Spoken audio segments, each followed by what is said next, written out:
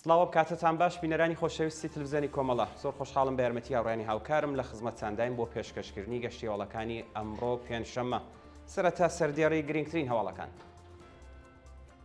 بەیانی کۆمەڵێک لە کرێکارانی چەپ و کۆمونیستی سنا دژ بە سەرکوتی ڕژیم، کوژرانی کۆڵبەرێک بە تەقەی ڕاستەوخۆ لە سنووری مەریوان، ئێعدامی سێبەندکراو لە زیندانەکانی کرماشان و بیرجەند، دەست بە سەرکردنی دوو چالاکی مەدەنی لە شاری سەقز و ئیلام، ناڕەزایەتی کرێکارانی شرکەتی کاشی سازی زامنپاش لە نەیشابوور، هێرشی هێزە ئەمنیەتەکان بۆ سەر بەندکراوانی زیندانی قزل حەساری کرەج و فڕێدانی تەرمی کچێکی مێرمنداڵی بەلوچ لە بەردەم نەخۆشخانەی ئیمام عەلی چابەهار.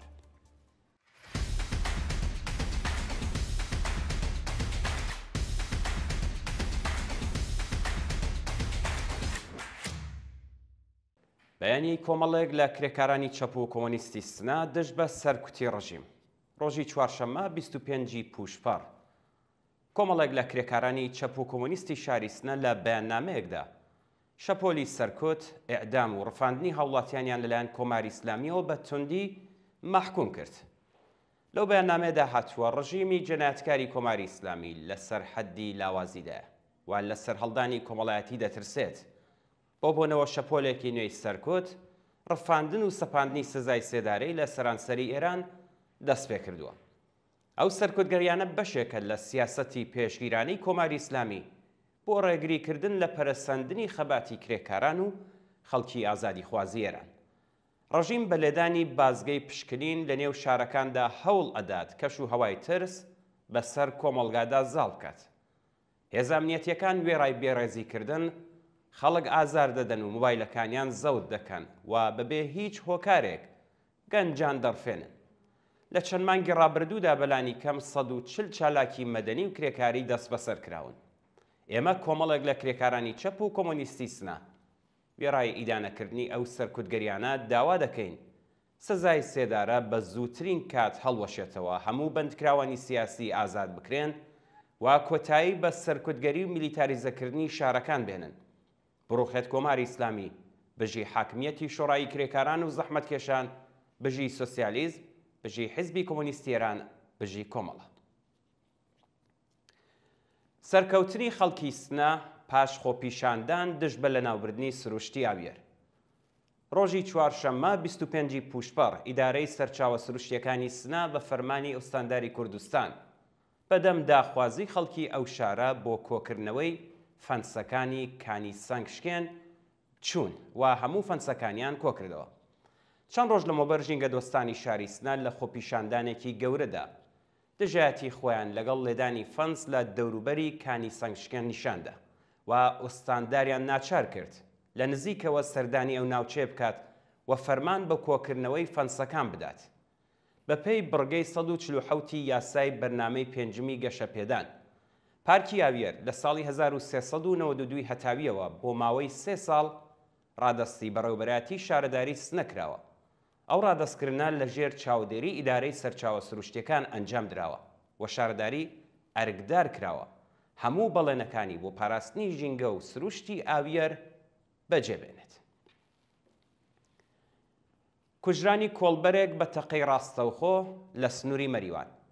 ڕۆژی سێشەممە 24 پوشپەڕ کۆڵبەرێکی خەڵکی ئاوایی بەرقەڕووی سەر بە شارستانی سەوڵاوە بە ناوی پەیام ئەحمەدی خێزاندار و باوکی منداڵێک بە تەقەی ڕاستەوخۆی هێزەکانی ڕژیم لە سنووری هەنگگیرانی مەریوان کوژراوە.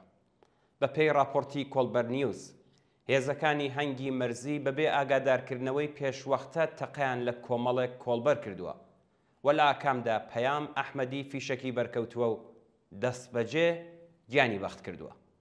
بەهۆی میلیتاریزەکردنی ناوچەکە سەر لە بەیانی ڕۆژی چوارشەممە 25 پوشپەڕ تەرمی ئەو کۆڵبەرە لەلایەن خەڵکی ناوچەکەوە بۆ نەخۆشخانەی شاری مەریوان گواستراوەتەوە. ئێعدامی سێبەندکراو لە زیندانەکانی کرماشان و بیرجەند. ڕۆژی سێشەممە 24 پوشپەڕ حکمی ئێعدامی سێبەندکراو لە زیندانەکانی کرماشان و بیرجەند بە تۆمەتەکانی کوشتنی بە ئەنقەست و بازرگانی بە مادەی هۆشبەر جێبەجێکراوە.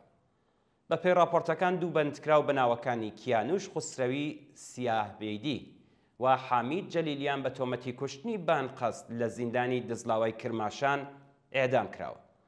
هاوکات لە زیندانی بیرجان حکمی ئەعدامی بەندکراوێک بە ناوی قاسم عەزیزی بە تۆمەتی پەیوەندیدار بە مادەی هۆشبەر جێبەجێکراوە. دەست بەسەرکردنی دوو چالاکی مەدەنی لە سەقز و ئیلام. ڕۆژی چوارشەممە 25 پوشپەر دوو چالاکی مەدەنی خەڵکی شاری سەقز و ئیلام بەناوەکانی ئەسعەد سدیقی و ساسان چەمەن ئارا لەلایەن هێزە ئەمنیەتیەکانەوە دەست بەسەرکران. بە پێی راپۆرتەکان هێزە ئەمنیەتیەکانی سەقز هێرشیان کردووەتە سەر ماڵی ئەسعەد سدیقی لە گوندی کاومەلە و ئەو چالاکە مەدەنییان بەبێ بەڵگەی قەزایی و بە تند و تیژیەوە دەست بەسەر کردووە. لەلایەکی دیکەوە ساسان چەمەنارا هونەرمەندی خەڵکی ئیلام بۆ جارێکی دیکە لەلایەن ئیدارەی ئیسلاحاتەوە دەست بەسەر کراوە. جەواد چەمەن ئارا برای ئەو چالاکە مەدەنیەیە کە لە تۆڕی ئێکسنووسی ساسان لەلایەن لەقی لێپرسینەوەی ئیلام ڕاگەاندراوێکی لەسەر دەستڕاگەیشتنی نایاسایی بە دەیتاکان و سیستمی کۆمپیۆتەری وەرگرتووە و کاتێک ویستویە چاوی بە پارێزەرەکەی بکەوێت لەلایەن نۆ ئەندامی ئیسلاحاتەوە دەست بەسەر کراوە.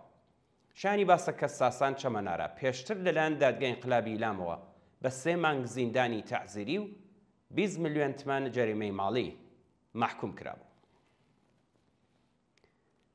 هێرشی بەردەوامی درۆنی بۆ سەر کێڵگە نەوتیەکانی هەرێمی کوردستان. ڕۆژی چوارشەممە 25 پوشپەر بە چەند درۆن هێرشکرایە سەر کێڵگە نەوتیەکانی هەولێر و دهۆک و زیانێکی زۆری مادی لێکەوتێتەوە. شەوی ڕابردوو لە نزیک کێڵگەی نەوتی بای حەسەن لە سنووری قەزای دووبس درۆنێک کەوتۆتە خوارەوە و تا ئێستا دیار نییە درۆنەکە لەکوێوە ئاراستە کراوە و زیانەکانی بەوردی نەزانراوە. هەروەها بۆ جارێکی دیکە بە درۆن هێرشکراوەتە سەر کێڵگەی نەوتی شێخان لە سنووری پارێزگای دهۆک و کێڵگەی نەوتی ناوچەی چەمانکی لە سنووری قەزای ئامەدی و کۆمپانیای کارگروپ لەسەر ڕێگای مەخمور هەولێر بە 3 پەهبادکراونەتە ئامانج و بۆ هۆیەوە بەرهەمهێنانی 200,000 بەرمیل نەوت ڕاگیراوە. ناڕزاتی کرێکارانی شرکەتی کاشیسازی زامنپاش لە نەیشابوور.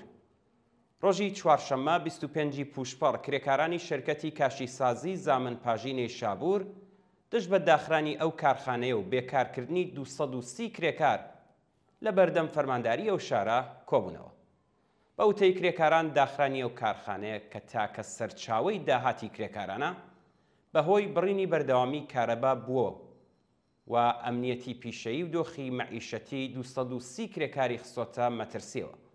ناڕازیان بە کۆبوونەوە لە بەردەم فەرمانداری نەیشابوور خوازیاری کرانەوەی کارخانە و گەڕانەوە بۆ سەر کارەکانیان. هێرشی هێزە ئەمنیەتیەکان بۆ سەر بەندکراوانی زیندانی قزلحەساری کەرەج.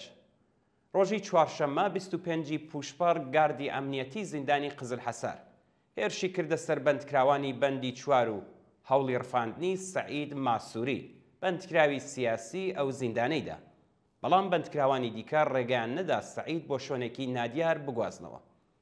بە پێی راپۆرتەکان سەعید ماسووری بە دوای 25 ساڵ بەندکران بۆ جارێکی دیکە ڕوبەڕووی توندوتیژی ناوەندە ئەمنیەتیەکان بۆتەوە و ئەڵڵا کەرەم عەزیزی سەرۆکی بەندیخانە لە ترسی ناڕزایەتی بەندکراوانی قزلحەسار و کۆبوونەوەی بنەماڵەکانیان لە بەردەم زیندان هەموو پەیوەندیە تەلەفۆنیەکانی قەتح کردووە.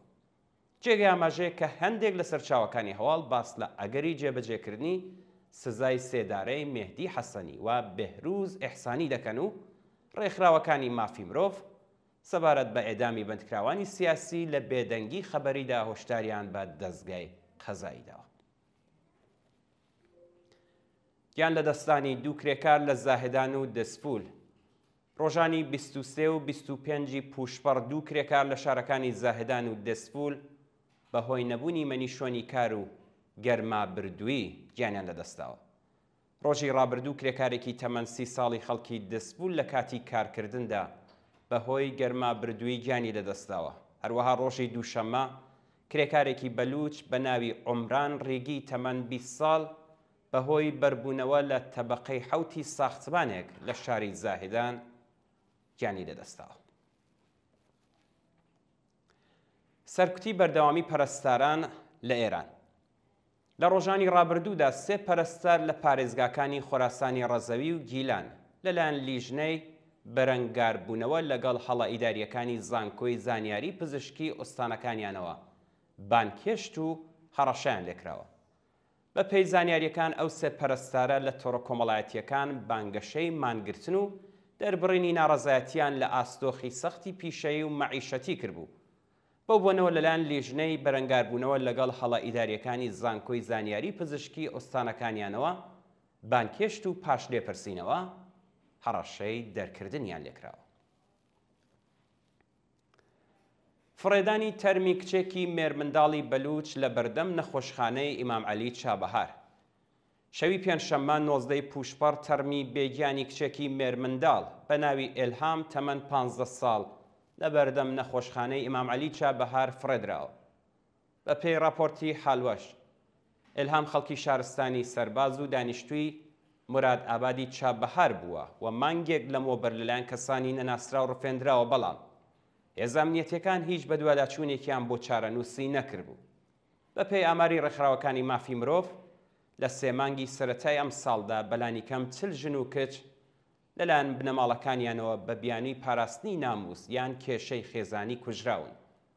زۆرترین ئاماری قوربانیان لە پارێزگاکانی خوزستان، کوردستان، کرمان، کرماشان، ئیلام، لوڕستان، سیستان و بەلوچستان، فارس، ئازەربایجانی شەرقی و ئەردەبیل تۆمارکراوە. پاشەکشەی هێزەکانی ئەحمەد شەرع لە سۆیدا.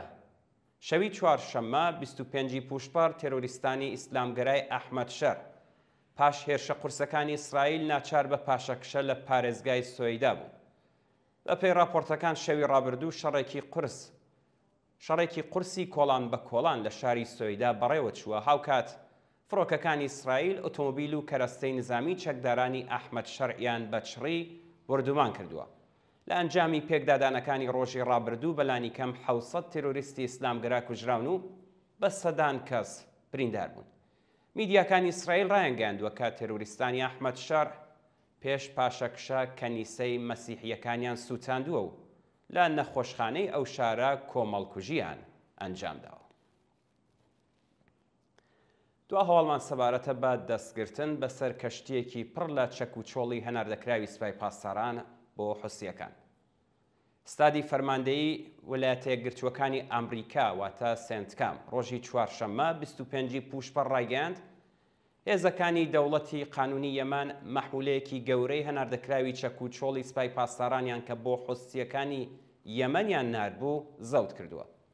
بە پێی بەیاننامەی سێنتکام ئەو مەحمولەیە بریتیە لە 750 تۆن تەقەمەنی و کەرەستەی نظامی کە پێک هاتووە لە سەدان موشەکی کروزی پێشکەوتوو، موشەکی دژە کەشتی و دژە فرین، کڵاوی موشەکی، پەدافەند، پارچەی یەدەکی چەک و چۆڵ، سەدان ماتۆڕی پەهبات، ڕادار و ئامێرەکانی پەیوەندی. هەروەها لە نێو مەحمولەکەدا دەفتەرچەی ڕێنماییکردن بە زمانی فارسی و نووسراوەکانی وەزارەتی بەرگری کۆماری ئیسلامی بینراوە. باڵێ ئازیزان و خۆشەویستان، گەشتیواڵەکانی ئەمڕۆتان پێشکەشکرا، فەرموون بۆ بینینی درێژەی بەرنامەکانی تەلەڤیزیۆنی کۆمەڵ.